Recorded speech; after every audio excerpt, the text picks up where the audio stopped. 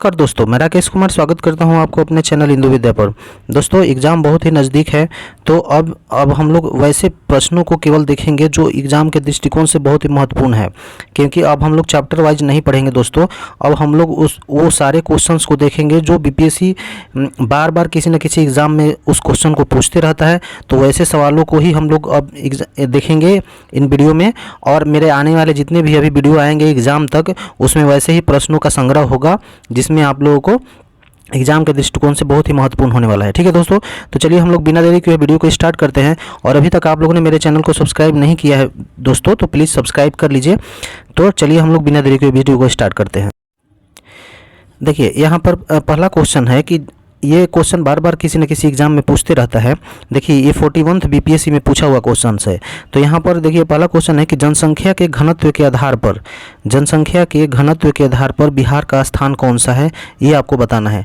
तो इसका सही आंसर जो हो जाएगा वो हो जाएगा ऑप्शन नंबर इसमें 1, भारत में प्रथम। जनसंख्या के आधार पर क्या है, भारत में बिहार का जो स्थान है वो प्रथम है। अब चलिए हम लोग बिहार किस किस चीज़ में प्रथम स्थान पे आता है और किस किस चीज़ में अंतिम स्थान पे आता है, और एग्ज़ाम के दृष्टिकोण से कौन सा महत्वपूर्ण क्वेश्चन है वो हम लोग इसमें देख लेते हैं। ठीक है, स्क्रीन को थोड़ा सा बड़ा कर लेते हैं। चलिए, यहाँ में बिहार का स्थान पहले देख लीजिए कि जनसंख्या के आधार पर क्या है, ये तीसरा स्थान आता है। ठीक है, यहाँ पे कंफ्यूज मत होइएगा दोस्तों, यहाँ पे मैं जनसंख्या के आधार पर बोल रहा हूँ, जनसंख्या घनत्व के आधार पर नहीं बोल रहा हूँ। जनसंख्या के आधार पर अगर भारत में अगर बिहार का स्थान जो देखा जाए वो तीसरा स्थान है, 3rd नंबर पे है। प्रथम स्थान किसका है, उत्तर प्रदेश का है। सेकेंड स्थान किसका है, महाराष्ट्र का है। और तीसरा स्थान जो है वो बिहार का है। ठीक है, ये आप जान गए। चलिए, दूसरा है कि क्षेत्रफल के आधार पर अगर पूछ देता है कि बिहार का कौन सा स्थान है, तो 13वां स्थान है। पहले ये 12वां स्थान हुआ करता था, जब से जम्मू कश्मीर का डिवीजन हुआ दोस्तों, और तब से बिहार का जो स्थान है वो 13वां स्थान हो गया है। ठीक है, ये भी आप लोगों को ध्यान रखना है। चलिए, जनसंख्या के घनत्व के आधार पर ये सबसे ज़्यादा यहाँ घनत्व है दोस्तों, नंबर 1 पे आता है। यहाँ पे प्रति वर्ग किलोमीटर में लोग कितना लोग रहते हैं, तो 1106 लोग रहते हैं। अगर सबसे इसमें कम पूछ देगा कि सबसे कम कहाँ है, तो अरुणाचल प्रदेश हो जाएगा। ठीक है, वहाँ पे मात्र 17 लोग रहता है दोस्तों। ठीक है, प्रति वर्ग किलोमीटर में मात्र 17 लोग रहता है। लेकिन अगर बिहार का पूछेगा तो बिहार में सबसे ज़्यादा है। ठीक है, ये 1106 व्यक्ति प्रति वर्ग किलोमीटर हो जाएगा। चलिए, अब शिक्षा के स्थान पर हम लोग देख लेते हैं। शिक्षा के स्थान पे बिहार का जो स्थान है वो अंतिम स्थान है। ठीक है, ये भी आप लोगों को जानना है, ये अंतिम स्थान है। ये कितना है, अगर परसेंटेज पूछ देगा तो इसमें हो जाएगा 61.8%। ये सारे क्वेश्चन जो सारे फैक्ट्स हैं वो आपके एग्जाम के दृष्टिकोण से बहुत ही महत्वपूर्ण है दोस्तों। इसको आप लोग सारे क्वेश्चन को देख लीजिएगा। ठीक है, इसमें और वीडियो को पूरा देखिएगा। अभी मैं आप लोगों को बहुत सारे क्वेश्चन ऐसे बताने वाला हूँ जिसमें आप लोगों को एग्जाम के दृष्टिकोण से बहुत ही महत्वपूर्ण होने वाला है। ठीक है, और एक क्वेश्चन से आप लोगों को बहुत सारा क्वेश्चन यहाँ पे पकड़ में आएगा। देखिए, अगर प्रथम स्थान शिक्षा के आधार पर पूछ देगा तो वो केरल है। ठीक है, और अंतिम स्थान हो जाएगा वो बिहार हो जाएगा। अगर लिंगानुपात में पूछेगा कि लिंगानुपात के आधार पर बिहार में कितना लिंगानुपात है, तो हो जाएगा 918 महिला हैं प्रति 1000 पुरुष पर। ठीक है, ये ध्यान रखना है। अगर शिशु लिंगानुपात की बात करता है तो वो हो जाएगा 935। देखिए, इसमें कुछ सुधार हो रहा है। ठीक है, शिशु लिंगानुपात 918 से बढ़कर के 935 हो गया। ठीक है, महिला साक्षरता दर अगर पूछेगा तो इसमें भी जो बिहार है वो अंतिम स्थान पे है। ठीक है, ये हो गया आप लोग का। अगर बिहार की जनसंख्या पूछ देगा तो लमसम आप लोग याद रखिए 10 करोड़ 40 लाख के करीब में बिहार की जनसंख्या है। ठीक है, ये ध्यान रखना आप लोगों को। बिहार का क्षेत्रफल अगर पूछ देगा तो क्षेत्रफल का एग्जैक्ट आप लोगों को याद रखना है, क्योंकि कितना बार क्षेत्रफल वाला क्वेश्चन पूछ चुका है। 94,163 वर्ग किलोमीटर बिहार का टोटल क्षेत्रफल है। ये आप लोग को ध्यान रखना है, कितना है, 94,163 वर्ग किलोमीटर। चलिए, एक क्वेश्चन से देख लीजिए यहाँ पे कितना सारा क्वेश्चन आप लोग को पकड़ में आया। चलिए, दूसरा क्वेश्चन है यहाँ पर कि भारत में चेरापूंजी अवस्थित है। ये भी देखिए 41th बीपीएससी का क्वेश्चन है। तो चेरापूंजी के बारे में बताना है। देखिए, ये 41th बीपीएससी करीब ये क्वेश्चन पूछा था, तो उस समय चेरापूंजी में जो बारिश होता था वो प्रथम स्थान पे था दोस्तों। इसीलिए क्वेश्चन पूछ दिया था कि चेरापूंजी का किस राज्य में पड़ता है, क्योंकि चेरापूंजी पूरा विश्व में सबसे प्रथम स्थान पे आता था, अभी नहीं आता है दोस्तों। कंफ्यूज मत होइएगा आप लोग। अभी जो है वो मानसी नाम का स्थान आ गया है। ठीक है, मानसी नाम ये भी मेघालय में ही पड़ता है, चेरापूंजी के नज़दीक में ही है। ठीक है, तो ध्यान रखना है आप लोगों को। तो चेरापूंजी कहाँ पे अवस्थित है, तो ये कहाँ पे है, मेघालय में। इसका सही आंसर हो जाएगा ये मेघालय। ठीक है दोस्तों, इसका सही आंसर क्या हो जाएगा, मेघालय। हाँ चलिए, हम लोग मेघालय से और क्या क्वेश्चन बन सकता है वो सारा क्वेश्चन हम लोग यहाँ पर देख लेते हैं। पहला तो है विश्व का सबसे ज़्यादा वर्षा वाला स्थान जो है वो कौन सा है, मानसिन राम। ये कहाँ पड़ता है, तो ये मेघालय में ही पड़ता है। दूसरा स्थान पे कौन सा अभी आ गया है, चेरापूंजी। ये पहले प्रथम स्थान पे आया करता था। ठीक है, ये मेघालय मतलब मेघ मतलब आप लोग समझ रहे हैं दोस्तों, यहाँ पर वर्षा बादल को ही मेघ कहा जाता है। तो बहुत ही अच्छा जगह है मेघालय, भारत का स्टेट है। ठीक है, इसकी राजधानी जो है वो शिलोंग है। यह यहाँ का प्रमुख त्यौहार के बारे में पूछ देता है। ये वांगला महोत्सव यहाँ पे मनाया जाता है। वांगला महोत्सव ये कहाँ पे मनाया जाता है, मेघालय में। ठीक है, यहाँ पे 3 पहाड़ियाँ हैं जो बार बार बीपीएससी किसी ना किसी एग्जाम में पूछते रहता है। ये गारो, खासी और जयंतिया है। 3 पहाड़ी का नाम आप लोग याद रखिएगा, गारो, खासी और जयंतिया। और कभी कभी ये भी पूछ देता है कि गारो, खासी, जयंतिया जनजातीय कहाँ पाए जाते हैं। तो ये गारो, खासी और जनजातीय पहाड़ी भी है और वहाँ की जनजाति भी है। तो ये दोनों आप लोग याद रखिएगा। ठीक है, कंफ्यूजन नहीं होइएगा। चलिए, मेघालय के मुख्यमंत्री अगर पूछ देगा कौन है, तो कोनराड संगमा अभी यहाँ के मुख्यमंत्री हैं। चले, मेघों का शहर जो है वो मेघालय को कहा जाता है। अच्छा, ये क्वेश्चन और इधर से पूछ देता है, देखिए बहुत ही इंपॉर्टेंट है, इसको भूलिएगा मत आप लोग, मैं बोल रहा हूँ। हाँ, कार्बी एंगलोंग का पठार कहाँ पर पड़ता है, तो ये मेघालय ऑप्शन में दे देता है। बहुत सारे बच्चे मेघालय लगा के आ जाते हैं, लेकिन इसका सही जो आंसर होगा वो असम हो जाएगा। ठीक है, असम इसका सही आंसर होगा। ठीक है, ये मेघालय नहीं होगा। कार्बी एंगलोंग का पठार कहाँ पर है, असम में है। तो चलिए, ये भी जो इम्पोर्टेंट है मैं फैक्ट में दे दूंगा आप लोगों को। ठीक है, चलिए यहाँ पर देखिए बीपीएससी में ये भी 41 बीपीएससी का क्वेश्चन है। विदर्भ एक प्रादेशिक नाम है, भारत में यह है। विदर्भ, देखिए विदर्भ महाराष्ट्र में है। ठीक है, विदर्भ कहाँ पर है, महाराष्ट्र में। तो इसका सही आंसर क्या हो जाएगा, ऑप्शन नंबर बी। और महाराष्ट्र के बारे में और क्या क्या क्वेश्चन बीपीएससी पूछता है वो सारा चीज़ देख लेते हैं हम लोग। देखिए बिहार का भारत का अगर प्रवेश द्वार पूछेगा कि प्रवेश द्वार कौन सा है, तो ये मुंबई हो जाएगा। ये महाराष्ट्र में ही पड़ता है। ठीक है, भारत का जो औद्योगिक राजधानी है, पहला तो राजधानी जैसे पॉलिटिकल राजधानी कहाँ पे है भारत का, तो पॉलिटिकल राजधानी हो जाएगा दिल्ली में। लेकिन अगर पूछ देगा कि औद्योगिक राजधानी कहाँ है भारत का, तो वो हो जाएगा मुंबई की। ठीक है, ये मुंबई हो जाएगा। भारत का सबसे बड़ा बंदरगाह जो है वो नहवा सेवा बंदरगाह है। ये कहाँ पर है, नहवा सेवा का एक और नाम है जवाहरलाल नेहरू बंदरगाह। ठीक है, तो ये भी देख लीजिएगा आप लोग, दोनों एक ही नाम है। मुंबई हाई, यहाँ पर एक बार बीपीएससी में क्वेश्चन पूछा था कि मुंबई हाई क्या है, तो यहाँ से तेल निकाला जाता है दोस्तों। ये समुद्र के अंदर, मुंबई के नज़दीक में ही है, समुद्र के अंदर से तेल निकाला जाता है, पेट्रोलियम। तो वही है मुंबई हाई, इसी को बोला जाता है। मुंबई में और क्या क्या है, तो आरबीआई का देखिए मुख्यालय यहीं पे है, मुंबई में ही।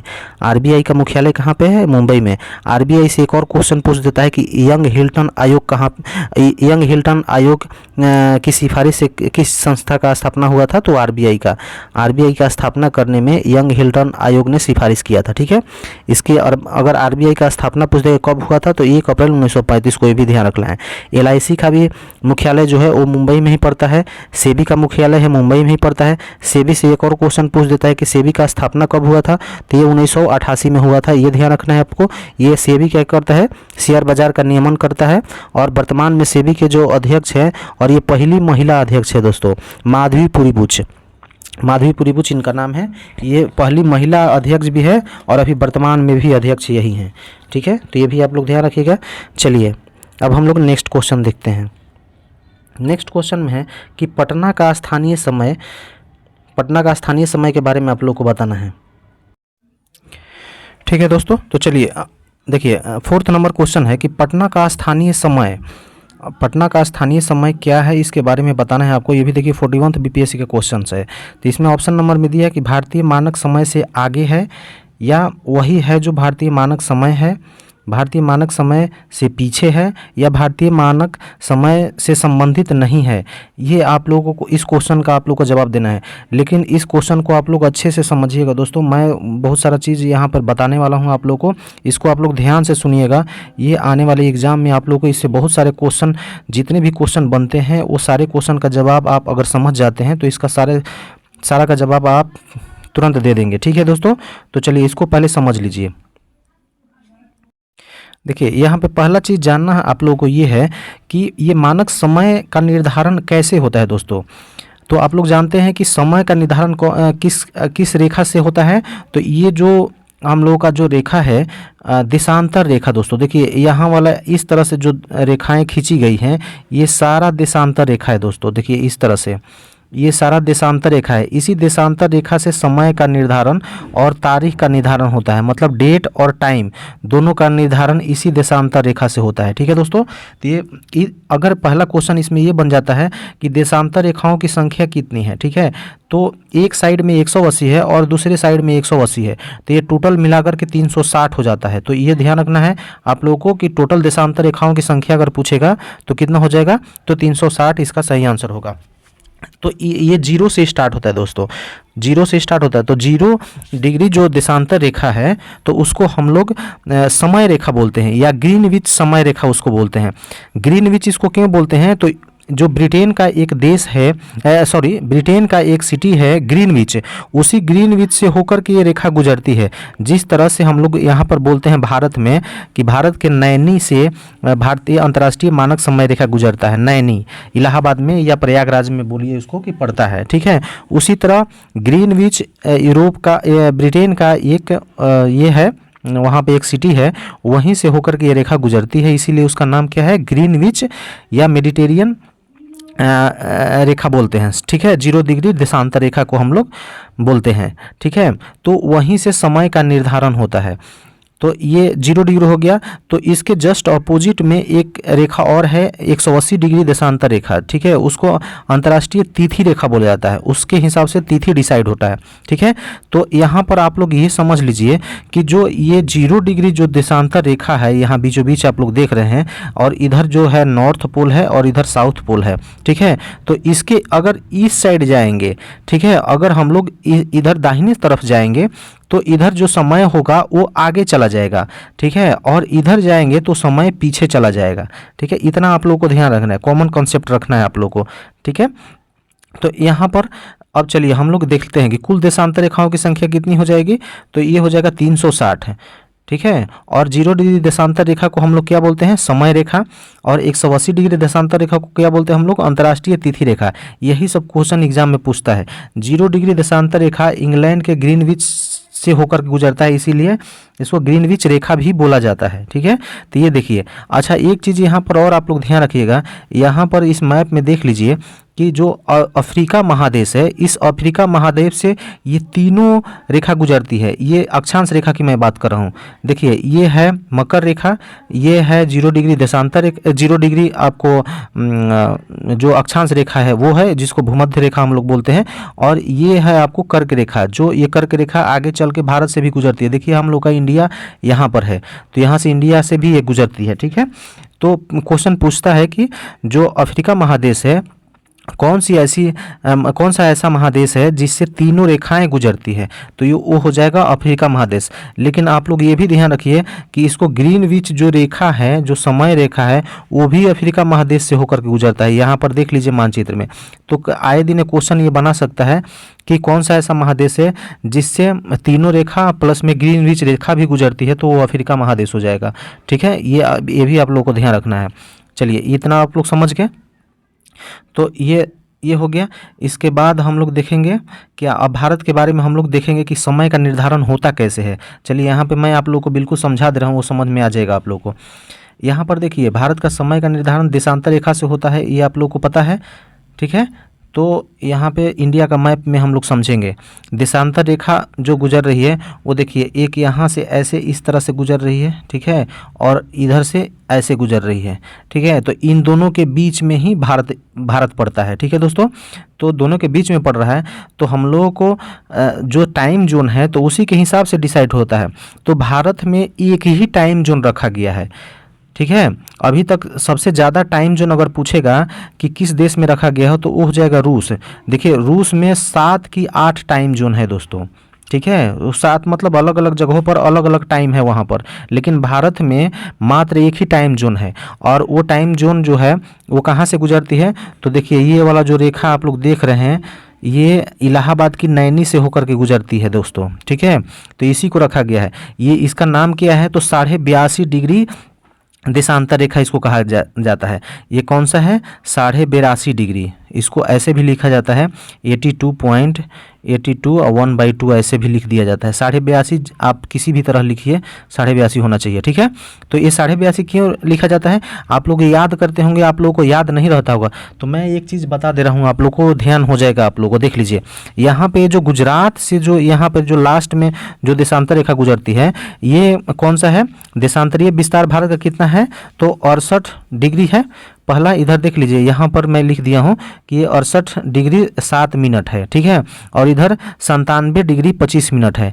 इन दोनों को जोड़िए दोस्तों और औसत निकाल दीजिए, ये 82.5 डिग्री आ जाएगा। देखिए 68 प्लस 97 आप लोग कर दीजिए, 68 और प्लस 97 कीजिए। देखिए 68 प्लस 97 कितना हो जाएगा?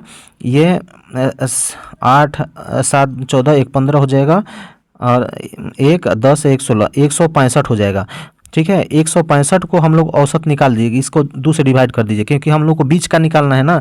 एक इधर वाला है और एक इधर वाला है, तो दोनों का बीच कौन सा हो रहा है? 165/2।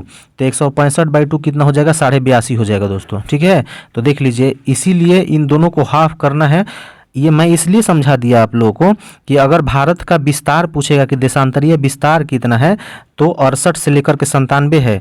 और अक्षांशीय विस्तार अगर पूछ देता है तो यहाँ देखिए नीचे में 8 है, हाँ, नीचे में 8 डिग्री से लेकर के यहाँ पर 37 डिग्री, नीचे में 8 डिग्री से लेकर के 37 डिग्री तक विस्तार है, ठीक है। तो इस तरह से आप लोग को दोनों ये भी याद हो जाएगा। 82.5 अगर निकालते हैं आप लोग, तो 68 प्लस 97 को ऐड कीजिए, उसमें 2 से डिवाइड कर दीजिए, तो ये बीच वाला पोर्शन निकल जाएगा। तो यही बीच वाला को ही तो हम लोग भारत का जो मानक समय रेखा है उसको रखा गया है, ठीक है। तो अब यहाँ पर एक चीज़ और समझना है। देखिए, जो पृथ्वी है वो हम लोग जानते हैं कि गोल है दोस्तों, ठीक है। यहाँ पर मैं थोड़ा सा यहाँ पर स्पेस लेता हूँ और यहाँ पर आप लोगों को समझाने की कोशिश करता हूँ, ठीक है।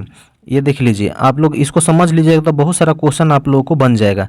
ये पृथ्वी गोल है दोस्तों इस तरह से, और जो देशांतर रेखा है वो किस तरह से है? यहाँ से ऐसे आ जाइए और इधर से ऐसे आइए, हाँ, ये ऐसे ऐसे देशांतर रेखा को गुजारा गया है। और ये बीच वाला कौन सा है? 0 डिग्री देशांतर रेखा, ठीक है। तो यहाँ से ये बीच वाला पॉइंट है, इधर से हम लोग अगर राइट साइड में इधर चलते हैं तो ये समय जोन प्लस में दिखाया जाएगा, और अगर इधर हम लोग आएंगे तो वो माइनस में घटेगा दोस्तों, ठीक है। तो पहला चीज़ तो ये आप लोग ध्यान रखिए कि यहाँ से चलिए, यहाँ से हम लोग देखते हैं तो ये जो 0 डिग्री है, 0 डिग्री से हम लोग 82 डिग्री इधर आगे देखेंगे, क्योंकि 82 डिग्री पर अपना भारत यहाँ पे स्टैंड करता है, ठीक है। तो 82 डिग्री हम लोग निकालेंगे, तो उसको कैसे निकालेंगे? तो ये मैथमेटिक्स का फॉर्मूला है, अगर जो बच्चा मैथ पढ़ता होगा उसको आसानी से निकल जाएगा। तो यहाँ पर ये ध्यान रखिए पहला चीज़ कि देखिए 360 डिग्री टोटल एंगल कितना होता है? 360, यानी कि 360 डिग्री पृथ्वी को घूमने में कितना समय लगता है दोस्तों? तो 24 घंटा, ठीक है, ठीक है। तो यहाँ पर देखिए इस तरह से समझिए कि अगर 24 घंटा में पृथ्वी तो 24 घंटा में एक चक्कर पूरा लगा लेती है दोस्तों, तो 24 घंटा में कितना घूमती है? 360 डिग्री। तो 1 घंटा में पृथ्वी कितना घूमेगी? तो 360 बट्टा हो जाएगा 24, ये हो गया। इसको काटिए तो कितना हो जाएगा? 12 दूनी 24 और 12 तिये 36, 3, यानी कि 15 दूनी 30, यानी कि 1 घंटा में ये 15 डिग्री पृथ्वी घूम जाती है। ये आप लोगों को ध्यान रखना है। तो ये क्वेश्चन यहाँ पर पहला तो चीज़ यही क्वेश्चन पूछ देता है कि पृथ्वी 1 घंटा में मतलब 1 आवर में कितना डिग्री घूमेगी? तो 15 डिग्री। अच्छा, अब हम लोग निकालेंगे कि 1 डिग्री घूमने में पृथ्वी को कितना समय लगता है। तो यहाँ पर देख लीजिए 15 डिग्री घूमने में पृथ्वी को कितना लगता है? 1 घंटा, यानी 60 मिनट का समय लगता है, ठीक है। तो 1 डिग्री घूमने में कितना लग जाएगा दोस्तों? तो 15 चौके 60, यानी कि 4 मिनट का समय लगेगा दोस्तों। अगर पृथ्वी 1 मिनट घूमती है तो उसको 4 मिनट, 1 डिग्री घूमती है तो 4 मिनट का समय लगता है। अब हम लोग का जो भारत है वो कितना डिग्री पे स्टैंड कर रहा है? तो 82.5 डिग्री पर। भारत कितना डिग्री पे स्टैंड कर रहा है? तो 82.5 डिग्री पर। तो 82.5 का कितना मिनट हो जाएगा? तो 4 मिनट से 4 मिनट, 1 डिग्री में तो 4 मिनट होता है, तो 82.5 में कितना हो जाएगा? तो 4 से गुना कर दीजिए इसको, तो 5 का 20 हो गया, 0 हाथ मिला 2 और 4 दूनी 8 हो गया, और 8 चौके कितना हो जाएगा, 5 को 20, 2 और 4 दूनी 8 और 2 10 न हो जाएगा दोस्तों, 10 एक और ये कितना हो जाएगा, 8 चौके 32 और 1 33, यानी 330 मिनट टोटल कितना लगा पृथ्वी को भारत वाला जो देशांतर रेखा है उसको पार करने में कितना लग गया, तो 330 मिनट। अब 330 मिनट को 60 से डिवाइड कर दीजिए, ये घंटा में निकल जाएगा आप लोग को, ये 0 0 कट गया तो कितना होगा, 33/6 हो गया। तो ये कितना हो जाएगा दोस्तों, 6 5 30 और 3 6 5 30, यानी 5.5 घंटा देखिए आ गया। तो हम लोग अगर पूछेगा कि ग्रीनविच जो समय है, तो भारतीय जो मानक समय है वो ग्रीनविच समय से कितना आगे है, तो वो 5.5 घंटा आगे है। हाँ देखिए, इसी क्वेश्चन को इस तरह से कैलकुलेशन कीजिएगा तो एग्ज़ाम में कहीं से भी क्वेश्चन पूछेगा, आप लोगों को एक भी क्वेश्चन छूटेगा नहीं। ठीक है दोस्तों, तो ये आप लोग समझ गए। अब यहाँ पर ये देखिए, मैं इसका पीडीएफ भी आप लोग को प्रोवाइड कर दूंगा, आप लोग पीडीएफ डाउनलोड कर लीजिएगा। देखिए भारत का मानक समय रेखा कितना है, तो ये है 82.5 डिग्री देशांतर रेखा है, ये हो गया आप लोग का भारत का मानक समय रेखा। ये प्रयागराज के नैनी से गुजरता है, लेकिन ये पिछले बार बीपीएससी में पूछ दिया था कि इसमें से ये किस किस राज्य से होकर के गुजरता है, तो वो भी आप लोग को ध्यान रखना है। देखिए यहाँ पर मैं मैप में समझा देता हूँ तो आपको याद रह जाएगा आप लोग को। यहाँ से देखिए, फर्स्ट में यहाँ यूपी पड़ता है, यूपी में इंटर किया, यूपी से इंटर करते करते करते करते फिर ये कहाँ पे आ जाएगा दोस्तों, ये मध्य प्रदेश में, मध्य प्रदेश और छत्तीसगढ़ हो जाएगा। ठीक है, ये इसके नज़दीक में उड़ीसा है, उड़ीसा हो जाएगा और आंध्र प्रदेश हो जाएगा। ठीक है, तो ये कितना स्टेट से गुजरा, 5 स्टेट से, कौन कौन सा, उत्तर प्रदेश, पहला सही आंसर हो जाएगा उत्तर प्रदेश, मध्य प्रदेश, छत्तीसगढ़, उड़ीसा और आंध्र प्रदेश। अगर यही पूछता है कि कर्क रेखा भारत के किन किन राज्यों से होकर गुजरती है, तो टोटल 8 राज्य हैं, 8 स्टेट हैं। ठीक है, और 8 स्टेट कौन कौन से हैं, तो पहला इधर से आप जानिएगा तो गुजरात हो जाता है, गुजरात हो जाएगा, उसके बाद राजस्थान हो जाएगा। ठीक है, उसके बाद मध्य प्रदेश हो जाता है, छत्तीसगढ़ हो जाता है, ठीक है, उड़ीसा हो जाता है, पश्चिम बंगाल हो जाता है।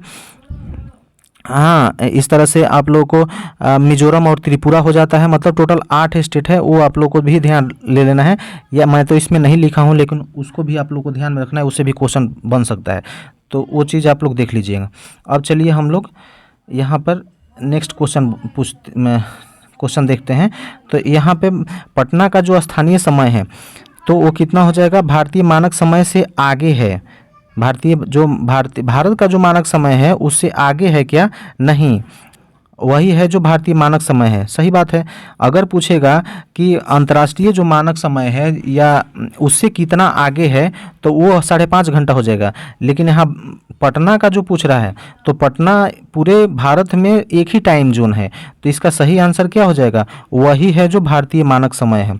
इसका ऑप्शन नंबर बी सही हो जाएगा। पटना या किसी भी क्षेत्र का पूछ देगा, कभी पूछ देगा आपको गुजरात का, क्योंकि आप लोग जानते हैं कि इलाहाबाद के नैनी से गुजरता है वो देशांतर रेखा, तो नैनी को छोड़ करके कभी अरुणाचल प्रदेश का पूछ देगा या कभी गुजरात का पूछ देगा, तो सबका टाइम जोन जो है वो एक ही है। ठीक है, ये आप लोग को ध्यान रहता है, क्योंकि भारत में एक ही समय जोन है।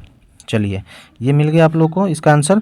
अब नेक्स्ट क्वेश्चन हम लोग देखते हैं। विश्व का बृहत्तम डेल्टा निर्माण होता है, बृहत्तम डेल्टा, विश्व का जो डेल्टा निर्माण होता है, देखिए 41 बीपीएससी का भी क्वेश्चन है, विश्व का सबसे बृहत्तम डेल्टा, तो गंगा और ब्रह्मपुत्र का जो डेल्टा बनता है, जिसको हम लोग सुंदरवन डेल्टा कहा जाता है दोस्तों, ये बंगाल की खाड़ी में बनता है, तो ये सबसे बड़ा डेल्टा है, तो गंगा ब्रह्मपुत्र द्वारा बनाया जाता है, ये आप लोग को ध्यान रखना है। ठीक है, चलिए इसका आंसर मिल गया आप लोगों को।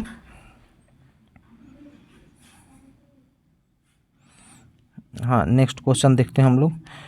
नेक्स्ट क्वेश्चन में है कि विश्व की सर्वाधिक लंबी पर्वत श्रृंखला है, कौन सी है पर्वत श्रृंखला जो विश्व की में सबसे सर्वाधिक लंबी है। तो यहाँ पे मैं आप लोगों को बहुत सारा चीज़ फैक्ट देने वाला हूँ, आप लोग इसको देखिएगा ध्यान से। देखिए इसका सही आंसर पहले देख लीजिए, ये एंडीज पर्वतमाला हो जाएगा। ठीक है, ये एंडीज पर्वतमाला कहाँ है दोस्तों, तो ये साउथ अमेरिका में है, दक्षिण अमेरिका में है। अब दक्षिण अमेरिका में क्या क्या क्वेश्चन बनता है वो सारा क्वेश्चन हम लोग देख लेते हैं यहाँ पे। पहला तो है कि विश्व की सर्वाधिक लंबी पर्वत श्रृंखला कौन सी है, ये एंडीज पर्वत श्रृंखला है। आप लोगों के मन में आ रहा होगा कि हिमालय के बारे में जानने का इच्छुक होंगे आप लोग। तो हिमालय जो है दोस्तों, सबसे ऊंचा अगर पूछेगा तो हिमालय रेंज पड़ता है, क्योंकि ये हिमालय का 10 ऐसा पर्वत है जो ऊंचाई में सबसे आगे है, ठीक है। लेकिन अगर लंबाई में पूछेगा तो एंडीज पर्वत श्रृंखला सबसे लंबा है। आप लोग को जानकर हैरानी होगी कि जो एंडीज पर्वत श्रृंखला है, तो ये देखिए जो हिमालय है, पहले हिमालय के बारे में जान लेते हैं। हिमालय जो है वो आप लोगों को जम्मू कश्मीर से लेकर के कहाँ तक फैला हुआ है, जम्मू कश्मीर से लेकर के अरुणाचल प्रदेश तक फैला हुआ है। JNK से लेकर के यहाँ पे अरुणाचल प्रदेश तक फैला हुआ है, ठीक है। तो यहाँ से यहाँ तक इसकी जो लंबाई है वो मात्र 2500 किलोमीटर है दोस्तों, ठीक है। लेकिन आप लोग को जान के हैरानी होगी कि ये जो एंडीज पर्वत श्रृंखला है वो फैला हुआ है दक्षिण अमेरिका में। वो कहाँ पे फैला हुआ है तो देख लीजिए, दक्षिण अमेरिका का ये मैप है दोस्तों। ये यहाँ से लेकर के और ये देखिए यहाँ तक फैला हुआ है नीचे तक, ठीक है। तो इसकी जो लंबाई है वो 7000 किलोमीटर के करीब पड़ता है, ठीक है। तो सोच लीजिए ये हिमालय की लंबाई से करीब 3 गुना के करीब में है, ठीक है। ये 7000 के करीब में है, हिमालय तो मात्र 2500 किलोमीटर है। तो चलिए अब हम लोग दक्षिण अमेरिका में से और क्या क्या क्वेश्चन पूछता है तो ये हम लोग देख लेते हैं। BPSC में पिछले बार देखिए क्वेश्चन पूछ दिया था कि बोलीविया और पराग्वे के बारे में। बोलीविया और पराग्वे जानते हैं क्या है, दक्षिण अमेरिका का दो ही मात्र ऐसा देश है जो अस्थल रुद्ध देश है, ठीक है। और एक बार ये UPSC में भी क्वेश्चन पूछा है दोस्तों, आप लोग नेट पे सर्च मारिएगा तो आप लोगों को मिलेगा बोलीविया और पराग्वे के बारे में। सारा देश जो देखिए इसका समुद्र तट से लगा हुआ है, लेकिन दो ऐसा देश है जो समुद्र तट को नहीं छूता है। जो समुद्र तट को नहीं छूता है उस देश को हम लोग बोलते हैं क्या, अस्थल रुद्र देश। तो अस्थल रुद्र देश जो है वो साउथ अमेरिका में दो ही है, पराग्वे तथा बोलीविया। और बोलीविया के बारे में पिछले बार मैं आप लोगों को वीडियो में पढ़ाया था कि यहाँ पे जल संकट हुआ था, जल आंदोलन हुआ था। कहाँ पर, ये बोलीविया में। ये देखिए बोलीविया है येलो कलर वाला देश, ठीक है। यहाँ पे जल युद्ध हुआ था, मतलब कि यहाँ की जो गवर्नमेंट थी वो पानी पर टैक्स लगाई हुई थी, ठीक है। तो पानी पर जो टैक्स लगा था उसके विरुद्ध में आंदोलन हुआ था दोस्तों। तो वही NCERT बुक में पढ़ना था और इससे क्वेश्चन पूछा भी था, तो इसको आप लोग ध्यान रखिएगा बोलीविया के बारे में। मैंने खैर इसमें क्वेश्चन वो लिख दिया हूँ, वो आप लोग देखिएगा इसमें, ठीक है। तो एंडीज पर्वत श्रृंखला कहाँ पर पूछेगा कि कहाँ पर है, तो ये हो जाएगा दक्षिण अमेरिका में, ठीक है। अब यहाँ पर देख लीजिए दक्षिण अमेरिका के बारे में सारा डिटेल मैं दे दिया हूँ आप लोगों को, जो क्वेश्चन बनता है एग्जाम में। ये दक्षिण अमेरिका का सबसे बड़ा अगर देश बोलेगा कि कौन सा है तो ये हो जाएगा ब्राज़ील, ठीक है। और केवल दो अस्थल रुद्र देश, ये पराग्वे और बोलीविया, ये दो अस्थल रुद्र देश हैं वहाँ के, ठीक है। जल युद्ध देखिए मैंने बोला था अभी आप लोगों को, जल युद्ध किस देश में हुआ था, तो ये बोलीविया इसका सही आंसर हो जाएगा, ठीक है। कहवा का विश्व में सबसे बड़ा उत्पादक देश ब्राज़ील है। कहवा से क्या निकलता है दोस्तों, कॉफ़ी। तो कॉफ़ी का सबसे बड़ा उत्पादन देश कौन सा है, तो ये ब्राज़ील है, ठीक है। और यही ब्राज़ील दक्षिण अमेरिका का सबसे बड़ा देश भी है। और यहाँ पे कहवा यानी कॉफ़ी का उत्पादन होता है। अगर ये क्वेश्चन पूछ देता है कि भारत में सबसे ज़्यादा कॉफ़ी का उत्पादन कहाँ पर होता है, तो उसका सही आंसर हो जाएगा कर्नाटका, ठीक है। लेकिन अगर पूछ देगा कि चाय का सबसे ज़्यादा उत्पादन कहाँ पे होता है, तो दार्जिलिंग, ये पश्चिम बंगाल हो जाएगा, पश्चिम बंगाल, ठीक है। ये भी आप लोग ध्यान रखिएगा, पश्चिम बंगाल में चाय का सबसे ज़्यादा उत्पादन होता है। लेकिन अगर कहवा या कॉफ़ी का उत्पादन अगर पूछेगा तो ये कर्नाटका में हो जाएगा, ठीक है। ये भी आप लोग को ध्यान देना है। अच्छा, BPSC में ये भी क्वेश्चन पूछा हुआ है दोस्तों, आप लोग देखिएगा, हाँ, कि ब्राज़ील में कहवा के बागान को क्या कहा जाता है, क्योंकि कहवा का वहाँ उत्पादन ज़्यादा होता है। तो कहवा से रिलेटेड ब्राज़ील से क्वेश्चन पूछता है। पहला ये पूछता है कि उसके बागान को क्या कहा जाता है, तो फाइजेंडा उसको कहा जाता है, कहवा के बागान को, हाँ।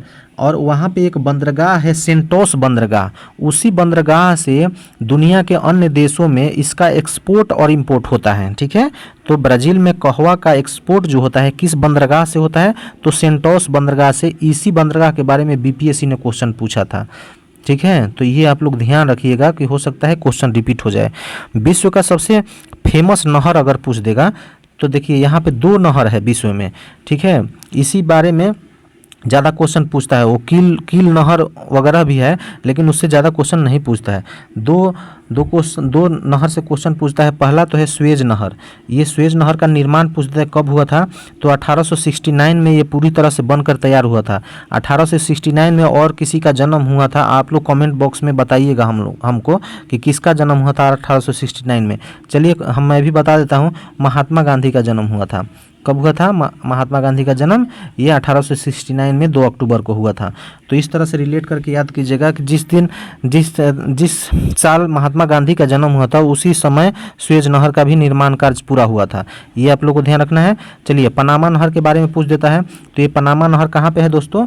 तो ये आपको साउथ अमेरिका को मैक्सिको से जोड़ता है। ठीक है, तो ये पनामा नहर का निर्माण कब हुआ था? तो 1914 में। ये काफ़ी लेटेस्ट नहर है, लेकिन ये पुराना नहर है, सुएज नहर। ठीक है, तो ये आप लोग को देखना है। अगर एंडीज पर्वतमाला की सबसे ऊंची चोटी पूछ देता है कि एंडीज पर्वतमाला की सबसे ऊंची चोटी कौन सी है, तो माउंट एकांगुआ। ये आप लोग को ध्यान रखना है। अगर हिमालय का पूछेगा तो माउंट एवरेस्ट हो जाएगा। ठीक है, हिमालय की लंबाई देखिए यहाँ 2500 किलोमीटर लंबाई है इसकी, लेकिन एंडीज का कितना है? 7000 किलोमीटर के करीब में इसका लंबाई है। ये आप लोग को ध्यान हो गया दोस्तों। चलिए नेक्स्ट क्वेश्चन हम लोग देखते हैं कि भारत में, देखिए 41 बीपीएससी का भी क्वेश्चन है, भारत में कौन सी फसल सर्वाधिक क्षेत्र में बोई जाती है?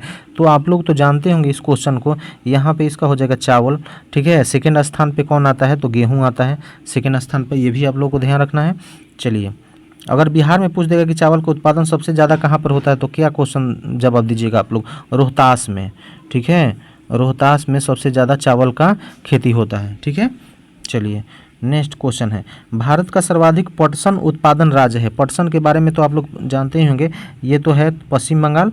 ठीक है, यही पटसन का जो उद्योग है वो पूरी तरह से नष्ट हो गया था। कब दोस्तों? ये क्वेश्चन पूछा था कि कौन सा ऐसा उद्योग था जो आज़ादी के बाद पूरी तरह से नष्ट हो गया था, तो ये पटसन उद्योग था। ठीक है, या जूट उद्योग इसको बोला जाता है। तो ये कहाँ पर था? पश्चिम बंगाल में। पश्चिम बंगाल में ज़्यादा होता। जब बंटवारा हुआ दोस्तों तो उधर में पश्चिमी पाकिस्तान हो गया था, पूर्वी पाकिस्तान और इधर पश्चिमी पाकिस्तान। ठीक है, तो हम लोग का जो कच्चा माल आता था वो बंगाल से आता था, मतलब जो बांग्लादेश है अभी के वर्तमान में, वो बांग्लादेश से आता था। और बहुत सारा इनका फैक्ट्री था वो जो कलकत्ता में पड़ गया था, तो कच्चा माल उधर से मिल नहीं रहा था, इसीलिए ये पूरा तरह से बर्बाद हो गया था। ये क्वेश्चन इसीलिए बीपीएससी ने इसको पूछ डाला था, तो इसको ध्यान में रखिएगा आप लोग। ठीक है, चलिए पृथ्वी को सूर्य की परिक्रमा करने में कितना समय लगता है लगभग? तो लगभग अगर यहाँ पे क्वेश्चन पूछ रहा है तो लगभग तो हो जाएगा 365 दिन दोस्तों। ठीक है, लेकिन अगर ये इसमें देखिए ऑप्शन बी में दिया हुआ है कि 365 दिन और 25.25 दिन दिया हुआ है, तो यही वाला सही आंसर हो जाएगा। क्योंकि देखिए 365 दिन 6 घंटा होता है। हाँ, तो 6 घंटा होता है, तो 6 घंटा को अगर हम लोग काउंट करते हैं तो कितना हो जाएगा? 25 हो जाएगा, 0.25 हो जाएगा। क्योंकि देखिए 24 घंटा का दिन रात होता है, इसमें 6 से भाग दीजिए तो कितना हो जाएगा? 1.1/4 हो जाएगा। तो 1/4 घंटा हो जाएगा। इसका मतलब क्या हुआ कि 1/4 टाइम लगा। 1/4 का मतलब कितना होता है? 0.25 ही होता है। 0.25 हो जाएगा, यानी कि ऑप्शन नंबर बी इसका सही आंसर हो जाएगा। ठीक है, चलिए ये भी देखिए 41 बीपीएससी का क्वेश्चन है। चलिए ये हम लोग नेक्स्ट क्वेश्चन देखते हैं। यहाँ पर पृथ्वी पर मरुभूमि होने की संभावना अधिक रहती है। देखिए किस तरह से क्वेश्चन घुमा करके पूछा हुआ है। आप लोग पढ़ते हैं कि मरुस्थल कौन सा, मरुस्थल कहाँ पर पड़ता है, लेकिन यहाँ पर पूछ दिया है कि पृथ्वी पर मरुभूमि होने की संभावना अधिक रहती है कहाँ पर। तो एक चीज़ आप लोग देखिए यहाँ पे बताता हूँ, इसको आप लोग ध्यान से सुनिएगा दोस्तों। ठीक है, ये मैप को थोड़ा सा बड़ा कर लीजिए। आप लोग देखिए यहाँ पर 3 रेखाएं किस तरह से गुजर रही हैं। यहाँ पर तो ये 0 डिग्री अक्षांश रेखा है, आप लोग को ध्यान होगा, ये 0 डिग्री अक्षांश रेखा है।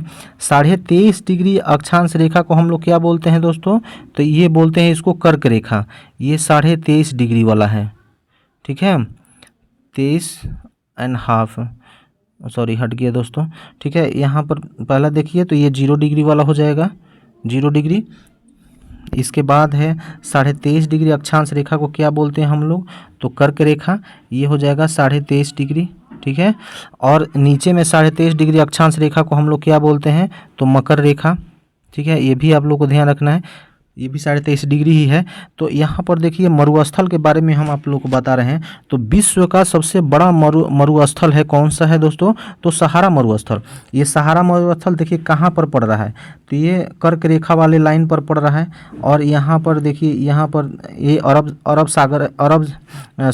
देश है, अरबियन देश। तो अरबियन देश में भी जितना भी मरुस्थल है इसी पर पड़ रहा है। ठीक है, यहाँ पे अटाकामा मरुस्थल आपको 23.5 डिग्री मकर रेखा पर भी पड़ रहा है। यहाँ पर देख लीजिए। हाँ, अगर दक्षिण अफ्रीका में हम लोग अफ्रीका महादेश में जाते हैं तो यहाँ पे कौन कौन सा कालाहारी मरुस्थल और नामीबिया का मरुस्थल यहाँ पर पड़ रहा है। अगर हम लोग यहाँ पर देखिए ऑस्ट्रेलिया में आएंगे तो ऑस्ट्रेलिया में ग्रेट विक्टोरिया है, बहुत सारा मरुस्थल है। तो यहाँ पे सारा मरुस्थल देखने को मिल रहा है। यानी कि 23 डिग्री पर बहुत सारा मरुस्थल आप लोगों को देखने को मिल रहा है। यहाँ पर भी देख लीजिए, अमेरिका में 23 डिग्री के समीप में ही बहुत सारा मरुस्थल है। तो ये क्वेश्चन किस तरह से पूछ रहा है बीपीएससी, आप लोग को पता चल ही गया होगा। विश्व का सबसे बड़ा जो मरुस्थल है वो सहारा मरुस्थल है। ठीक है, तो इसका सही आंसर हो जाएगा सहारा मरुस्थल। लेकिन यहाँ पे क्वेश्चन का जवाब आप लोग देख लीजिए। हाँ, पृथ्वी पर मरुभूमि होने की संभावना अधिक रहती है कहाँ पर? तो 23 डिग्री अक्षांश के पास में। तो ये हो जाएगा, इसका सही आंसर क्या हो जाएगा दोस्तों? 23 डिग्री अक्षांश के पास। 50 डिग्री नहीं होगा, 70 डिग्री नहीं होगा, 0 डिग्री नहीं होगा। ठीक है, तो इसका सही आंसर आप लोगों को मालूम चल गया। चलिए, यहाँ पर दक्षिण अफ्रीका में 2 मरुस्थल है जो फेमस है, एग्जाम में क्वेश्चन बनता है इससे। तो ये पेंटागोनिया का मरुस्थल है, या पेंटागोनिया का पठार भी है, आप लोगों को मालूम है। और अटाकामा मरुस्थल है। ये 2 दक्षिण अफ्रीका से क्वेश्चन पूछता है। हाँ, दक्षिण अमेरिका से क्वेश्चन पूछता है। दक्षिण अफ्रीका में 3 है। विश्व का सबसे बड़ा वाला तो यहीं पे है, सहारा मरुस्थल। और कालाहारी मरुस्थल ये बोत्सवाना में पड़ता है। और नामीब मरुस्थल भी है, नामीबिया में पड़ता है। ये भी आप लोगों को ध्यान रखना है। ठीक है, अब चलिए हम लोग यहाँ पर ये वाला थोड़ा सा आप लोग ध्यान दे करके देख लीजिए। यहाँ से क्वेश्चन आप लोग को एग्जाम देखिए, एक तरफ हम लोग इसमें देखेंगे आप लोग को महासागर के बारे में सारा फैक्ट्स देख लेते हैं, और दूसरी तरफ हम लोग को महादेश के बारे में सारा फैक्ट देख लेते हैं। ठीक है, तो इन दोनों से क्वेश्चन जो भी एग्जाम में बनता है वो सारा हम लोग यहाँ पर आज देखने वाले हैं। ठीक है, तो इसको थोड़ा सा बड़ा स्क्रीन कर लेते हैं दोस्तों। पहला तो आप लोगों को बहुत सारे बच्चे जो हैं इसी में फंस जाते हैं दोस्तों, कि अगर यहाँ पे क्वेश्चन पूछ देगा कि विश्व में कितने सारे महासागर हैं, विश्व में कितने महासागर हैं, उसी क्वेश्चन में फंस जाते हैं। तो यहाँ देखिए, विश्व में अगर महासागर पूछेगा तो इसका सही आंसर हो जाएगा 5। महासागर कितने हैं दोस्तों? तो ये 5 महासागर है। ये कौन कौन से हैं? पहला तो है प्रशांत महासागर, दूसरा हिंद महासागर, अटलांटिक महासागर, आर्कटिक महासागर और दक्षिणी महासागर। ये 5 महासागर है। ठीक है, और महासागर 5 हो गए। सबसे बड़ा महासागर अगर पूछेगा कौन सा है तो इसका सही आंसर हो जाएगा प्रशांत महासागर। ठीक है, अगर प्रशांत महासागर को सबसे गहरा महासागर भी अगर पूछेगा तो ये प्रशांत महासागर भी हो जाएगा। और सबसे गहरा जो भाग है महासागर का उसको मेरियाना गर्त बोला जाता है, या चैलेंजर गर्त। ठीक है, ये ऑप्शन में कोई भी रहेगा। ये क्वेश्चन तो बहुत बार रिपीट हुआ है कि प्रशांत महासागर का सबसे गहरा भाग को क्या कहा जाता है?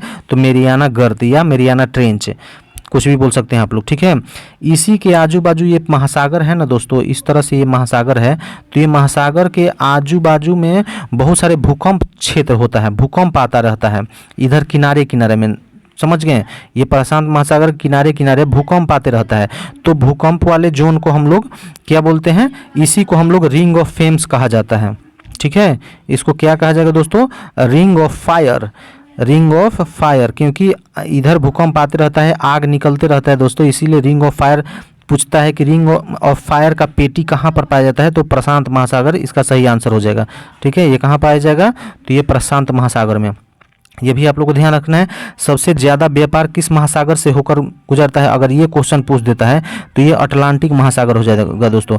आप लोग जानते हैं ना, मैप में आप लोग देखे होंगे कि इस साइड में आप लोग को उत्तरी अमेरिका, दक्षिणी अमेरिका है, और इस साइड में आपको यूरोप और अफ्रीका है, और इधर बीच में आपको ये महासागर पड़ता है, अटलांटिक महासागर। ठीक है, तो इससे बहुत सारा व्यापार उत्तरी अमेरिका से होते रहता है।